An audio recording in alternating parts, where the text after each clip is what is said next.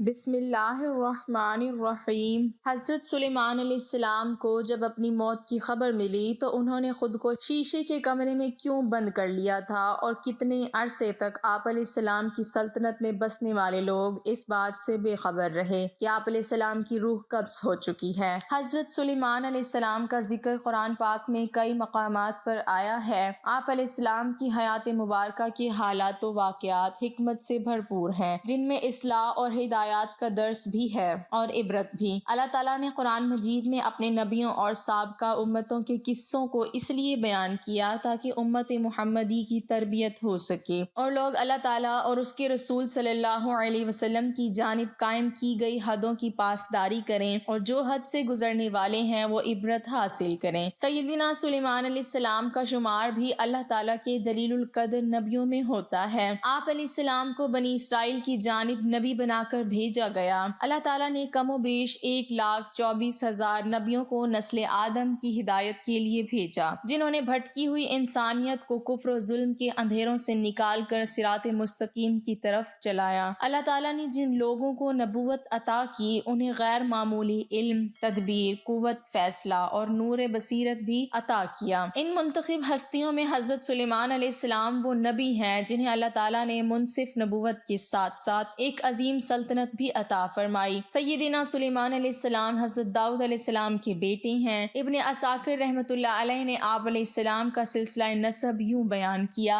سلیمان بن داؤد ابن حبشی بن عبید بن ناصر بن سلیمان بن یقشون بن امینا بن ارم بن قدرون بن ابن فارس بن یہودا بن یعقوب بن اسحاق بن ابراہیم ابو ربی نبی اللہ۔ ناظرین، حضرت داؤد علیہ السلام کے 19 بیٹے تھے، مگر آپ علیہ السلام کے علم نبوت اور خلافت کے وارث حضرت سلیمان علیہ السلام بنے۔ علامہ بغوی رحمۃ اللہ علیہ سے روایت ہے کہ حضرت سلیمان علیہ السلام زمین کے مشرق و مغرب کے مالک تھے۔ آپ علیہ السلام نے 750 سال تک تمام اہل دنیا، جن و انس، چرند پرند اور درندوں پر حکومت کی، اور اس کے ساتھ ساتھ آپ علیہ السلام کو ہر چیز کی زبان کا علم بھی عطا فرمایا گیا۔ تفسیر بغوی میں حضرت عبداللہ بن عمرو بن عاص رضی اللہ تعالی عنہ بیان کرتے ہیں کہ رسول اللہ صلی اللہ علیہ وسلم نے فرمایا، جب حضرت سلیمان علیہ السلام نے بیت المقدس بنا لیا تو آپ علیہ السلام نے اللہ رب العزت سے 3 چیزوں کا سوال کیا۔ اللہ تعالیٰ نے ان کو 2 چیزیں عطا فرما دیں اور ہمیں امید ہے کہ تیسری چیز بھی ان کو عطا فرما دی گئی ہوگی۔ پہلا سوال یہ تھا کہ وہ ایسا فیصلہ کریں جو اللہ تعالیٰ کا فیصلہ ہو، تو اللہ تعالیٰ نے ان کو یہ عطا فرما دیا، اور انہوں نے دوسرا سوال یہ کیا کہ اللہ تعالیٰ ان کو ایسا ملک عطا فرمائے جو ان کے بعد کسی غیر کو پھر کبھی میسر نہ آئے۔ اللہ تعالیٰ نے یہ بھی ان کو عطا فرما دیا۔ تیسرا سوال یہ کیا کہ جو بھی اس مسجد میں 2 رکعت نماز ادا کرے وہ اپنے گناہ سے اس طرح پاک ہو جائے جیسے بچہ اس دن گناہوں سے پاک ہوتا ہے جس دن والدہ اسے جنم دیتی ہے۔ امید ہے کہ اللہ تعالیٰ نے یہ چیز بھی عطا کر دی ہوگی۔ ناظرین، ان حوالوں سے اس بات کی تصدیق ملتی ہے کہ سیدنا سلیمان علیہ السلام کی حکومت کتنی وسیع تھی اور آپ علیہ السلام اللہ تعالیٰ کے برگزیدہ نبی تھے۔ اللہ تعالیٰ نے آپ علیہ السلام کو بے شمار انعامات عطا فرمائے تھے۔ اس ویڈیو میں ہمارا موضوع سیدنا سلیمان علیہ السلام کی وفات اور ہیکل سلیمانی کی تعمیر ہے۔ یہ آپ علیہ السلام کی زندگی کا آخری واقعہ ہے۔ روایات میں ہے کہ جب سیدنا داؤد علیہ السلام نے فلسطین کے ظالم بادشاہ جالوت کو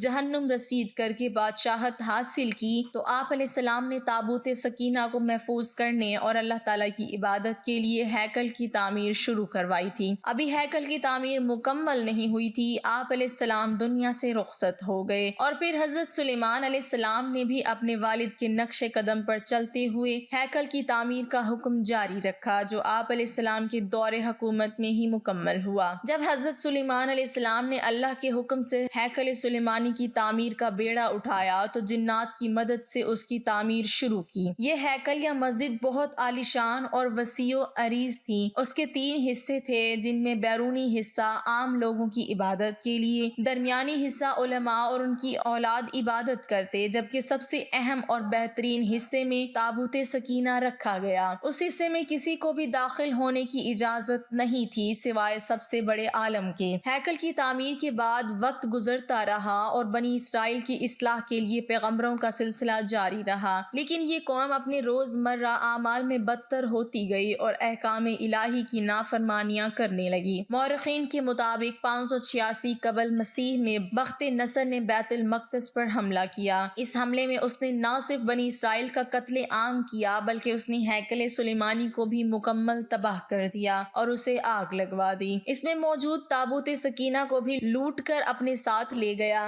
وقت کے ستم کا شکار ہونے والا یہ ہیکل سیدنا سلیمان علیہ السلام نے جنات کی مدد سے تعمیر کیا تھا۔ آپ علیہ السلام ہیکل کی تعمیر میں مصروف تھے کہ اللہ نے آپ علیہ السلام کو بتا دیا کہ آپ کی موت کا وقت قریب ہے۔ جب آپ علیہ السلام کو اس بات کا علم ہوا کہ موت قریب ہے تو آپ علیہ السلام نے شیشے کا ایک حجرہ بنوا لیا اور اس میں عبادت الہی میں مشغول ہو گئے۔ یہ حجرہ زیر تعمیر عمارت کے بالکل سامنے تھا اور جنات جو ہیکل کی تعمیر کر رہے تھے وہ یہی سمجھ رہے تھے کہ حضرت سلیمان علیہ السلام سر پر کھڑے نگرانی کر رہے ہیں۔ حضرت سلیمان علیہ السلام اسی حالت میں فوت ہو گئے مگر ان کا جسم لکڑی کی چھڑی کے سہارے کھڑا رہا اور کسی کو آپ علیہ السلام کی وفات کا احساس تک نہ ہوا۔ سیدنا سلیمان علیہ السلام کی وفات کے بعد بھی جن ہیکل کی تعمیر میں مصروف رہے۔ جب تعمیر پوری ہو گئی تو اس کے بعد وہ چھڑی جس پر حضرت سلیمان علیہ السلام ٹیک لگائے کھڑے تھے دیمک کے کھانے سے گر گئی۔ یہ وہ وقت تھا جب آپ علیہ السلام کی رعایا کو آپ علیہ السلام کی وفات کا علم ہوا۔ روایت میں ہے کہ یہ عرصہ 1 سال کا تھا۔ اللہ تعالیٰ نے حضرت سلیمان علیہ السلام کی موت کے بعد بھی محض لکڑی کے سہارے آپ علیہ السلام کو کھڑا کر کے ہیکل کی تعمیر مکمل کروا دی۔ کچھ سوالات جو اس واقعے کو لے کر کمزور ایمان والوں کے ذہنوں میں اٹھتے ہیں ان کا جواب تلاش کرنا بھی لازم ہے